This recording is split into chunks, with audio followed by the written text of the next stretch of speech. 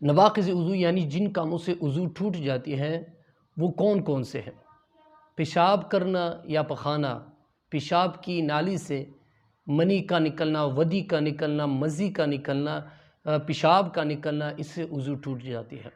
اس کے علاوہ پخانا کرنا، پخانے سے بھی وضو ٹوٹ جاتی ہے۔ ریح ہوا کا خارج ہونا، اس سے بھی وضو ٹوٹ جاتی ہے۔ اور خون یا پیپ کا، بدن کے کسی حصے سے خون یا پیپ کا نکل کر کے بہہ جانا، خون نکل آیا لیکن اپنی جگہ پہ برقرار ہے، پھر وضو نہیں ٹوٹے گا۔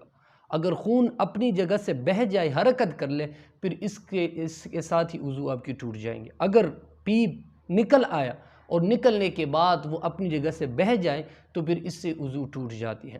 اس کے علاوہ منہ بر کے قے آ جانے سے بھی وضو ٹوٹ جاتی ہے، اور ٹھیک لگا کر یا لیٹ کر کے سو جانے سے بھی وضو ٹوٹ جاتی ہے۔